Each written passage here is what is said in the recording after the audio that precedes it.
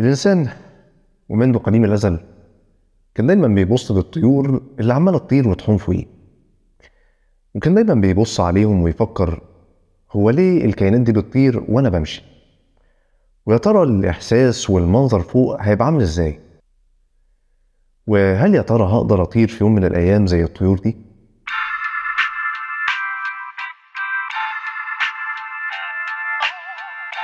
والإجابة كانت بتيجي دايما على شكل محاولات، اللي كان معظمها بيبوء بالفشل، بل إن في ناس فقدوا حياتهم لمجرد بس إن هم يعيشوا لحظة واحدة ويحركوا أجنحتهم المصنعة زي ما الطيور ما بتعمل بالظبط.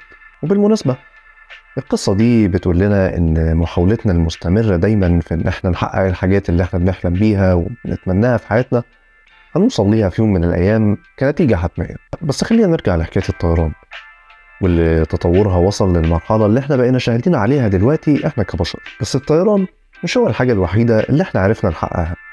إحنا كسرنا حاجز الصوت بل وصلنا للقمر، والقصة لسه فيها كتير. إحنا لسه مكملين في الحدوتة، والطلعة الجاية بعون الله هي المريخ. معكم عبد الرحمن، وفي الفيديو ده أنا جاي أتكلم عن طيران من نوع غريب شوية، هو الأكثر جرأة والأكثر غرابة، بل ونقدر نقول عليه إنه الأكثر تطرف على الإطلاق.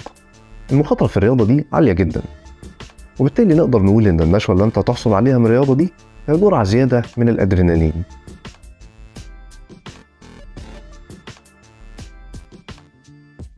شاب تلاتيني اسمه فرانز ريتشارد، وعشان هو كان خياط وفي نفس الوقت مهتم جدا بموضوع الطيران ده، قرر انه يجمع ما بين مهنته وما بين شغفه في اختراع واحد.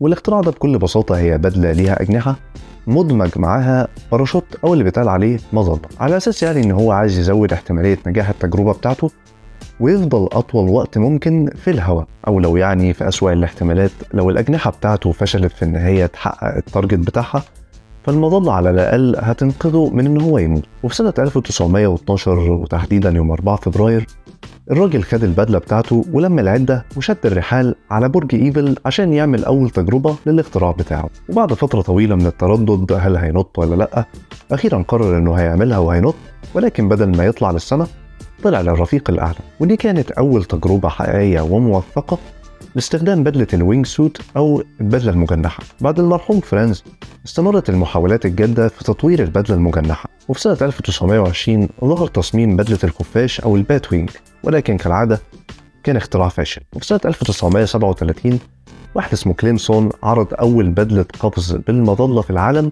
لكن الاختراع فشل برضه. واستمرت المحاولات لحد ما وصلنا لسنة 1994، ونتيجة للتطور التكنولوجي والصناعي عرض باتريك دي جاردون عن تصميم بدلة الأجنحة الحديثة. ومن النقطة دي بدأ عصر جديد ومختلف تماما في رياضة الطيران والقفز بالمظلات باستخدام البدلات المجنحة. بس عم باتريك الله يرحمه ملحقش يتهنى بالاختراع بتاعه، لأنه وقع واتدشمل في واحدة من قفزاته سنة 1994. وفي الألفية الحديثة ونتيجة للتعاون ما بين الناس اللي بتحب تعمل رياضة القفز بالطيران وما بين الناس اللي بيصنعوا بدلات الطيران، الرياضة حصل فيها تطور كبير جدا. الفكرة بكل بساطة في البداية كانت القفز باستخدام المظلة من على منحدرات مرتفعة، والطيران باستخدام البدلة المجنحة بعيد عن المنحدرات دي مع تجنب الارتطام بيها أثناء الطيران نفسه. بعدها رواد الرياضة دي نفسها رفعوا مستوى الرياضة لمستوى أعلى وأمتع بكتير، وساعتها اكتشفوا رواد الرياضة دي إن الطيران ما بين التضاريس والجبال وساعات البنايات العالية جدا وناطحات السحاب ما بقاش حلم خلاص، وإن الأمر بقى ممكن.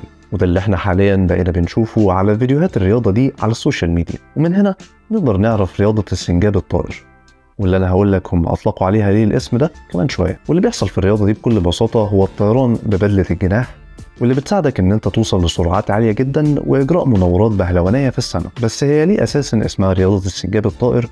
وايه هو السنجاب الطائر ده اساسا؟ هقول لك. السنجاب ده يا سيدي هو نوع من أنواع القوارض من فصيلة السنجابيات. الغريب واللي في نفس الوقت إبداع في الكائن ده هو لما تيجي تشوفه بيطير من شجرة لشجرة تانية أو من مكان عالي لمكان عالي تاني، ولما تركز في شكل وتفاصيل جسمه وهو بيطير، أو بشكل أصح وهو بيقفز، وتبتدي تقارن ما بين شكل جسمه وهو بيطير في الهواء وما بين شكل الناس اللي بيطيروا بالبدلة المجنحة، فورا هتدرك مدى التطابق في طريقة القفز والطيران ما بين الكائن ده والناس اللي بتطير، وكمان شكل البدلة اللي مستوحاة من الكائن المذهل ده. وعلى الرغم من ان اسمه السنجاب الطائر، إلا إنه في الحقيقة مش بيطير فعلا، لكنه لما بيقفز بيعرف يفضل في الهواء لفترات طويلة ويعمل بهلوان، وده بسبب وجود غشاء من الفرو على شكل جناحين ممتدين ما بين الرسغ والكاحل. وبفضل التصميم ده وبمساعدة ديله الطويل بيقدر إنه يتحكم في مسارات القفز بتاعته ويعمل مناورات ويفضل في الجو فترة أطول. وهي دي نفس الفكرة اللي قايم عليها طريقة التصميم وطريقة الطيران والقفز في البدلة المجنحة. ومن هنا أنا حابب أقول إن إحنا كبشر ممتنين لكل كائن حي موجود على الأرض، لأن معظم الأفكار والإمكانيات والتطور اللي إحنا فيه ده هو مستلهم ومستوحى من الطبيعة والكائنات اللي حوالينا دي كلها. وإن إحنا في كتير من الأوقات مش بنخترع حاجة جديدة خالص، إنما إحنا بنسرق الأفكار من الطبيعة وبنطورها. ولأن الطيران ببدلة الجناح هتكون من أكتر الأشياء إثارة اللي ممكن تعملها في حياتك، وقبل ركوبك الطيارة والقفز منها والتحليق في السماء لوحدك من المهم إن أنت تعرف أكبر قدر من المعلومات عن الرياضة دي. أولاً البدلة نفسها. تصميم البدلة نفسها زي ما قلنا مستوحى من السنجاب الطائر، وبالتالي البدلة المجنحة هي بدلة بتساعد اللاعب القفز بالمظلات على انه يحافظ على صلابة جسمه وكمان يحافظ على ثباته اثناء الطيران. النسيج المضاف للبدلة واللي موجود ما بين الذراعين وما بين الساقين هو اللي بيخلق قوة الرفع، وكمان بيساعد القافز على التحكم في معدلات الهبوط واتجاهاته. بدلة الأجنحة الحديثة بتصنع من مادة أساسية، المادة دي هي النايلون. وبشكل دقيق أكتر، مادة النايلون اللي بتدخل في صناعة بدلة الأجنحة الحديثة هي مادة عندها ليونة ومطاطية أكتر من أي نوع نايلون تاني. والبدلة مش بس بيدخل في صناعتها النايلون، وإنما في مواد تانية زي الكيفلر والبوليستر، واللي بيساعدوا على إننا نوصل لحاجة مهمة جدا، ألا وهي التوازن ما بين التمدد والصلابة. والمواد دي بتساهم في قوة الرفع اللي بترفع القافز في الهواء، وبرضه بتساعد البدلة إنها تحافظ على نفسها سليمة أطول فترة ممكنة. ومن الحاجات المهمة كمان إنها بتساعد في إبطاء معدل الهبوط عند النزول. مادة النايلون بكل بساطة هي عبارة عن بوليمر صناعي بيتم تصنيعها عن طريق تجميع مجموعة من المواد الكيميائية والألياف مع بعض. ولما الأمر يرجع لبدلة الأجنحة فاستخدام النايلون ليه شوية أسباب. السبب الأول والأكثر أهمية زي ما اتكلمنا هي المرونة طبعا، أما السبب الثاني فهي المتانة. والنايلون معروف بأنسجته القوية جدا والمتينة، وده أمر مهم جدا لما نيجي نصنع حاجة زي بدلة الأجنحة، لأن بكل بساطة آخر حاجة أنت بتتمنى إن هي تحصل لك وأنت موجود في الهواء فوق إن البدلة اللي أنت لابسها يحصل فيها أي تمزق ولو بسيط جدا. أما السبب الثالث فهو وزنه، والمعروف عن مادة النايلون إنها مادة خفيفة جدا، وده أمر مهم بالنسبة لبدلة الأجنحة. فكل ما كانت البدلة مصنوعة من مادة أتقل كل ما كان السقوط بيها أسرع وأسرع. البدلة نفسها بتساعدك على الانزلاق في الهواء وتحقيق سرعات عالية، وكمان تقدر إن أنت تعمل حركات بهلوانية لو حبيت، وده طبعا نتيجة الأجنحة اللي موجودة في البدلة والطريقة اللي اتصممت بيها الأجنحة دي. أول حاجة لازم تعملها وأنت بتبتدي طيران هو إن أنت تمد دراعاتك ورجليك على قد ما تقدر عشان نسيج البدلة المرن يتشد ويبقى شبه الجناح. واللي هيحصل بعد كده هو إن نسيج البدلة المرن ده هيتملي بالهواء، وده اللي هيتسبب في توليد قوة الرفع اللي هتساعدك على الطيران. والمناطق المهمة اللي موجودة في البدلة واللي بسببها بتتولد قوة الرفع اللي بتساعدك على الطيران هي ما بين دراعاتك وجذعك وما بين الساقين. والمناطق المهمة اللي احنا قلنا عليها دي لما بتتفرد بيكون مقاومتها للهواء عالية جدا، ودي اللي بتمنعك من ان انت تسقط بشكل عمودي وتتحرك بشكل افقي في الهواء. ومبروك يا معلم، انت بقيت سنجاب طائر. في بداية الرياضة دي بدلة الجناح كانت بتستخدم فقط للقفز من الطيارات، لكن اللي حصل هو ان الشياطين الجاريين ولاد الذين دول واللي بقوا محترفين الرياضة دي على مستوى العالم قالوا لا، مفيش الكلام ده، وقرروا ان هم يصعدوا التحدي لأعلى ليفل ممكن. ده على اساس يعني ان القفز من مكان عالي جدا ومن مركبة متحركة كمان زي الطيارة والاتجاه ناحية الارض بسرعة توصل لاكتر من 100 ميل في الساعة مش مرعب كفاية بالنسبة لهم. فقرروا ان هم يعملوا حاجة مختلفة خالص، قرروا ان هم يرموا نفسهم من اماكن عالية زي الجبال والجسور وبعض المعالم الاثرية اللي بتكون ارتفاعاتها عالية زي برج ايفل مثلا. وبعد القفز من الاماكن العالية دي بيبتدوا طيران لمدة تتراوح بين 3 ل 10 دقايق، ومن الممكن انها توصل في بعض القفزات لربع ساعة كمان. وعشان كده الناس اللي بتنط من الارتفاعات دي بقى بيتقال عليهم لاعبي الجولف. الرياضيين اللي بيطيروا ببدلة الجناح والمحترفين فيها بيوصلوا لسرعات عالية جدا، في بعض الأحيان بتوصل ل 200 كيلو متر في الساعة، مع الوضع في الاعتبار إن الرياضيين دول لازم دايما يعدلوا من وضع جسمهم في الهواء عشان يحافظوا على السرعة دي باستمرار، لأن بكل بساطة لو حصل تباطؤ في السرعة دي فالشخص مش هيقدر إن هو يحافظ على الارتفاع بتاعه. رياضة السنجاب الطائر ما اكتسبتش شعبية إلا مؤخرا، من ساعة ما بدأ يطلع لها فيديوهات على اليوتيوب وعلى مواقع التواصل الاجتماعي. واكتر مكان مشهور بيتجه ليه الرياضيين اللي بيبقوا عايزين ان هم يقفزوا ببدلة الجناح هي طبعا سلاسل جبال الألب، واللي بتبتدي من شرق النمسا وبتمر بإيطاليا وسويسرا وألمانيا وبتنتهي في غرب أوروبا تقريبا عند فرنسا. وده طبعا بسبب الارتفاعات العالية للجبال دي ووجود كم هائل من المنحدرات والطرق ما بين الجبال هناك، واللي بيزيد من الصعوبة والتحدي في الرياضة دي. ومؤخرا بدأنا نلاحظ ان الرياضة دي بدأت تدخل بعض الدول العربية. يعني عندك مثلا القفز والطيران من أعلى برج في العالم اللي هو يعني برج خليفة، أكيد هيكون حدث استثنائي. وعندك مثلا المغامر ريدفيوجين واللي ظهر في أحد الفيديوهات اللي خاصة بيه وهو بيطير جنبا إلى جنب مع الفرنسي فينسنت كوتي، واللي هو عضو سابق في الفريق الفرنسي للطيران المظلي، واللي في الفيديو ظهروا هم بيطيروا على بعد أمتار من هرم خفرع. وفي واحدة من اللقطات المخيفة جدا فريد بيقرب من الهرم بشكل كبير جدا عشان ايده تلمس حجارة الهرم. ودلوقتي لو انت حابب ان انت تكون واحد من الرياضيين المحترفين في الرياضة دي، انت لازم تقضي ساعات طويلة جدا من التدريب والتعلم.